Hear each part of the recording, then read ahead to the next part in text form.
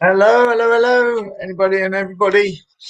Hello, hello. First of all, I'll say hello to the people on replay. Thank you for joining, because obviously I go on live at random times and the audience doesn't always catch up for a few minutes, but replay's here right from the start. Okay, so I'm looking down. I'm thinking I've got video and microphone. Yesterday I went on without the microphone working. So I think we're all good. Let me just get the invite. If anyone's got a question or wants to join the show, then let's just bob that on there. There we are. So, excuse me while I just write this. If you would like to ask a question or discuss, then here's the link. Bob that in there. There we are. That's super. So I hear you cry. Why didn't I already have that on the clipboard and ready to go? And that's because I've already got on the clipboard and ready to go a question that came in yesterday. No, I haven't. It's gone. I haven't got that ready to go at all. I kind of have. Copy that. Can't see you right now. I'm coming back. I can see you now. Okay. There we are. I'll put that in the chat. And then for anybody who wants to know, I'm using StreamYard, which will stream automatically to YouTube and Facebook so that I can get both audiences. Let's just show that question. Hello, hello, hello. So if you've got a question, you can either join the link that I put on Join the Show and ask in person, which is always very useful because you can give context and personalization and have a conversation back or forth. If you're watching on replay and you've got a question, put it in the comments, which we've got here. So yesterday I was talking about spooking horses and the time that I took a horse which I had unsuccessfully desensitized to crowds. I'd like to add this was some time ago. Actually given it a bit of a complex about crowds. And then we came to a really, really busy environment with all sorts of things around the arena. All sorts of things, crazy house, roller coasters, ghost train, candy floss machines, plus the crowds, plus the motorbikes from the next act, plus. And I was a bit nervous because I'd tried to desensitize this horse with a small crowd of 60 odd people. And I thought this horse was going to explode. The point of the story, I'll go straight to the end, is that I got on the horse nice and early to get it into the arena, to give it as much chance as possible to get used to the arena and realize that everything wasn't going to jump on it. But the day had started earlier than I thought. So I had to go into a very busy arena with all the machinery going. Even though it was early in the morning, I hadn't got up early enough. This was about 7 o'clock. There we are. So I went in and there was so much stuff that the horse simply went perfect. Absolutely perfect. And from that day, I've never been as worried about spooky horses as I had before. So there we go. So anyway, if you want to watch that video, it's on. Go down the timeline. You'll see me in this little room here, which is our converted stable, and you can hear the story in full. So I was very interested to get this question here. I enjoyed your broadcast today, but would be interested to know how you would have handled the situation if your horse had misbehaved. What would have been your response? What would I do? And that is indeed a really good question. Really good question. And the answer at that time, knowing what I knew then, and being taught the lesson I was being taught that day, is I don't know. That's a rhetorical question. What would you do? Don't know what I'd do. Don't know. In fact, the worry at not knowing what to do was probably what got me up early. And this is what I'm going to do. I'm going to get it into the arena while it's quiet. Let all the machinery start while we're in there. I had a couple of hours booked out for it. And that wasn't to be. If it had absolutely spooked out, wigged out, thrown itself on the floor, turned itself inside out from all the machinery, what would I do? Don't know. Don't know. I had nothing prepared. However, the horse taught me a lesson. Taught me the lesson that it didn't wig out. There was so much stuff that its only option was to listen to me. Now, that's not a very well, what didn't I do? I didn't wig out myself. I didn't start going, oh, oh, oh, when they started up the ghost train and was testing the little cars that come out and the skeletons go wee. That was what I didn't do. However, this is a totally unsatisfactory answer.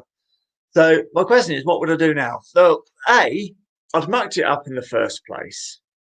And I've seen people muck it up since in exactly the same way. I'd taken the horse into a small arena earlier on in the year, found a group of people, brought the horse's attention to that group of people and got them to applaud, which sent the horse into meltdown mode. And from then on, he never liked crowds. Well done, Karl. Very good. I once met a very accomplished Spanish rider, and I said, "How did you learn to do so well with your horses?" That it was very simple. I messed up the first 100, so that made me feel that it's not just me that is human. There we are. So messed up the first 100, but there we are. I'd messed it up. So what would I do now? I wouldn't have started the desensitization in the way that I thought it was. I would have my horse already prepared to engage in any amount of situations, any amount. If I'd have worked at home, desensitizing to flags and carrier bags and bouncing Swiss balls and playing football with a giant ball and walking over tarps and walking under tarps, waving tarps about, and lances and gunshots and all the things I do for my show, but you can put your own things in here. I got it desensitized to push chairs and umbrellas and bins and by the time it got to the next thing and the next thing, the horse is going to be like, oh God. But the key is I'd done the desensitization wrong. I'd brought his attention to the crowd. I could equally go to desensitize umbrellas and immediately bring his attention to the umbrella and bring his attention to the feed bag that I've pinned on the fence and bring it. And I've seen it happen. And this is, now I don't want to say this is wrong, but it hasn't served me well, shall I say. It's very hard when it's talking horsey stuff, isn't it? To say this is right and this is wrong. There are a million different ways to do things, but what has worked for me is to have the feed bag or the garden sprinkler or the anything, the push chair or the kid on a BMX doing wheelies, and continue to school your horse in its presence as if it wasn't there. That's the difference that I try to get across when people ask me about my desensitization, as if it wasn't there. Now, in the spirit of bite sizes, of course, you might want to start with a tiny umbrella, one you get out of a cocktail glass. I'm being silly. But you might want to start with something smaller. If you're getting your horse used to the Flags, you might want to start with a very small flag, a stick about so big, and a flag that's, one of those small little flags that go on the roofs of cars and at football time. Might want to just carry that a bit and maybe start off with something less noisy, made out of a different material, and just build up to it. But within those bite sizes, you're ignoring them anyway. So if it's a real simple bite size and you're ignoring it and you're doing your figure eights and your serpentines and your large circles and your reversing and all while in the presence of the person bouncing or juggling great big Swiss exercise balls or weirdo stuff that you've arranged for your desensitizing session. When I first got that crowd there, I should have just asked them to wander out the arena, carry on as normal, and we are just going to do our circles. When they applauded, we're just going to continue to do our circles.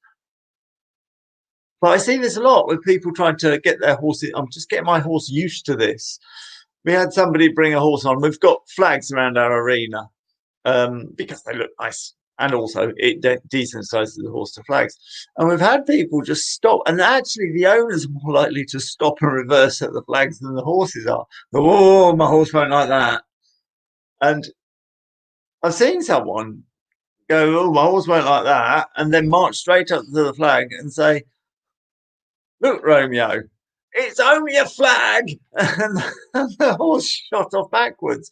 Now, you've been far better off just going into the arena, schooling your horse, because in the horse's mind, I would not be being schooled if they were lions. If lions were here, if I was about to be jumped on and eaten, I wouldn't be being schooled. So when the lion is a bicycle going past, or a pushchair being pushed past, or an umbrella being opened, or a boom, we train ours to boom mics for the filming, and they have these bounce cards. If you've worked in any kind of video or photo, you've got these big silver squares and sometimes polystyrene boards that are 8 foot by 4 foot. Maybe they're 8 foot by 4 foot. White on one side, black on the other to dull or up the light. And they get right close with the horses because they're trying to get the light for the actor or for the model. So there's everything we desensitize them to. The horse is just working. It also helps to have a routine that you do. Okay, so there's my 20-meter circle spiraling into a 10-meter circle, spiraling out, doing a serpentine. Same on the other rein. Stop, do a rein back, turn on the haunches, go forward, go into a trot. Blah, blah, blah, blah. I don't know, whatever your thing is, do your figure eights. But if you do that as part of your desensitization at home, well, if I'd done that to the Swiss exercise ball, the bag on the fence, the flag, the fireworks, the pushchairs, the BMXs, and then I took the horse into Macclesfield Showground with all this stuff on, and guess what we started doing? We started doing a spiral going down, 20-meter spiral going down to a 10-meter spiral, coming out again, changing the rein, stopping, doing a rein back, turning on the haunches, going off. The horse would register that nothing different was happening. And so many times I see people take this on, but constantly register the horse's attention to that. I see them go past going, it's all right, Ollie, ignore the man washing his car. Well, you've already brought our attention to the man washing his car. But if it's, get on, Ollie, do your 20-meter circle, that's it, flex correctly, take the correct bend, keep going forward, consistency, let's be nice and consistent and have a nice regular trot. You've not even mentioned the person washing their car. You've mentioned doing the perfect spiral in, spiral out, change the rein, and the horse will find comfort in that regular routine that you can take them in and out. The horse, through you desensitizing by doing what you should do. I've got a little phrase, I haven't used it for a while actually. Don't say don't and do say do. Don't say don't. Ignore the camera. No, you can't. If you're going to mention the camera, then you can't not think of something. I've got the funny old think of a frog thing. I'm going to count to three. When I get to three, I want you to not think of a frog. And I particularly want you to not make it a blue and pink striped frog playing the banjo in a straw hat. Why are you thinking of a blue? Of all the things to think, you're now thinking of a blue and pink striped frog in a straw hat playing the banjo. It's impossible to think of what you don't want. So if we're transferring this to the horses, then think of what you do want. What do you want? You want is the spiral going in, spiral going out, change the rein, spiral going in, spiral going out, stop, reverse, turn around, set off, do this, figure eight. And the more you want that, the more the horse will be like, there can't be lions here. There they are. That's worked very well for me. I'd like to point out, though, that I've never ridden horses in Africa. So come the day that there are lions, I will probably let the horse do what it wants if they're attacking. But until that moment, when the attack is simply sprinklers, hose pipes, bicycles, barking dogs, screaming children, then I will be in charge. I think, oh, it's worked really well. Okay, I'm just going to have a quick look at the comments. Hello, hi. Hi, Karen. Hi, Sarah. Hello, hello. Okay, I'm really struck. Oh, let me just bob that on. Tractors and noise trucks, especially on Haxie Volts. Any advice? Thank you. First bit of advice is I'm going to get my free download. I've got a free download that you can get on bolting, bucking, and rearing. I should really have these already prepared, but you might as well get this because it's got plenty on bolting, which is a favorite. Let me just find that. I'm sorry if I'm ignoring you. I can't. Here it is. So first things first, free, and it's free, so that's absolutely marvelous. You do have to put your email in, and you will get some emails from me. But there you are.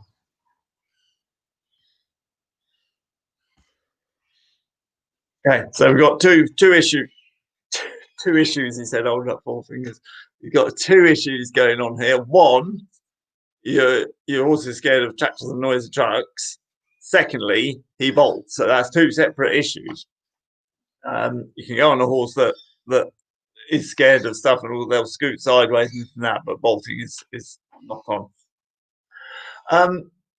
Yes, my advice would be exactly what we just said.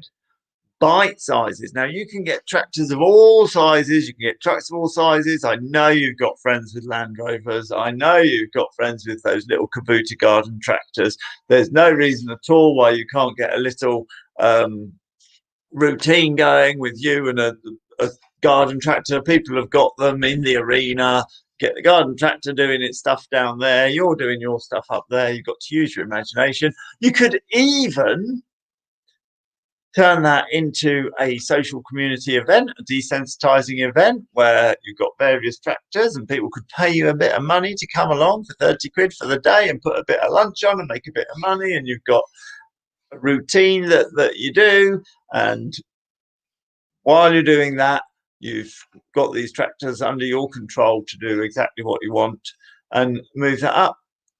It's not just tractors. You needn't think, oh God, I've got to do that for tractors and get a load of tractors in. Yes, do. But of course, if you've already desensitized it to other noisy things,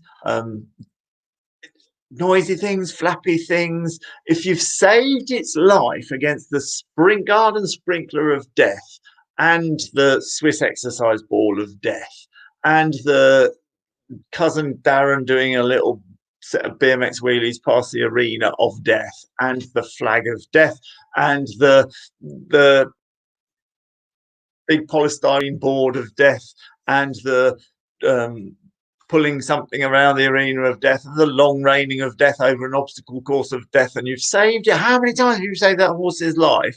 Then when it goes out, if you can arrange bite sizes where you can get the horse to just continue to do its exercises, when the tractor attacks, the tractor might be a Land Rover or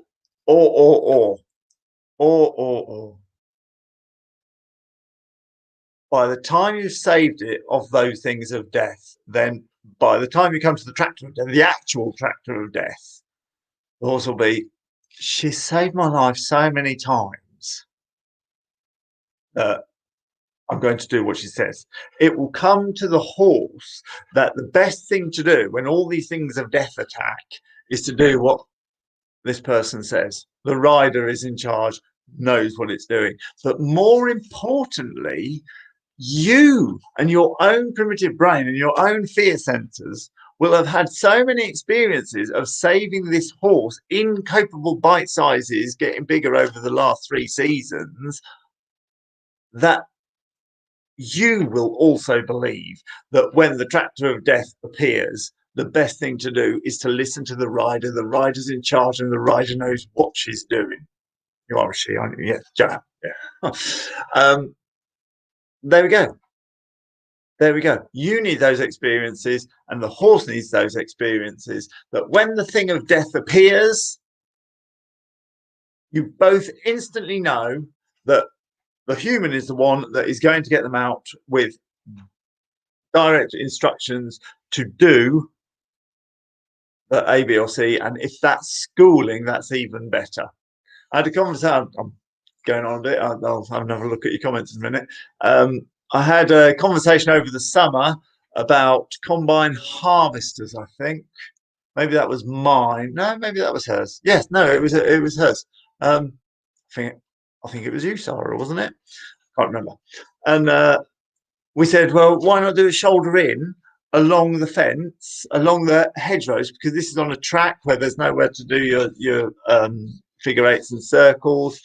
And so just as an exercise on your hacks, do your shoulder ins and every other exercise you might do along the fence. And next time there's something and the horse's ears like, oh, that's getting a bit close. Wait, shoulder in, do what you've got to do. And the horse will be convinced that you would not be asking the horse to school if the combine harvester of death was there. It's just how it is. It's an invaluable tool, and over the summer it worked really well.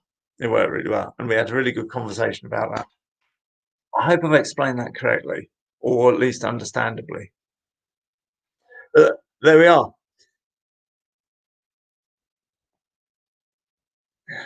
Oh, well, it was you, Sarah. Thank you for answering that. So lovely. I hope that's been informative. Robot lawnmowers are deadly little buggers. They sneak out from underneath hedges.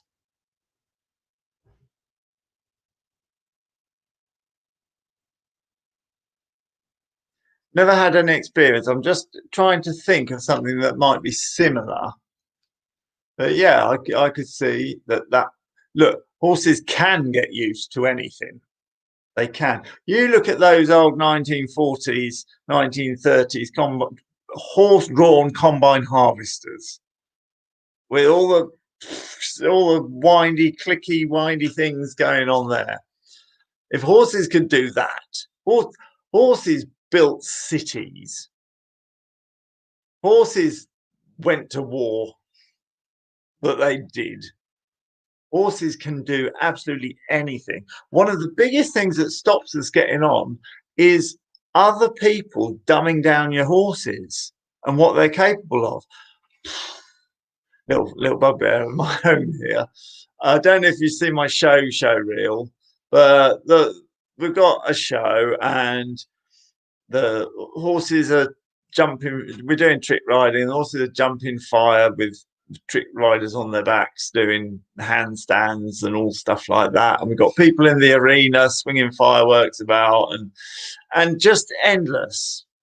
And flipping commenters, obviously, in capital letters to let us know that they're shouting.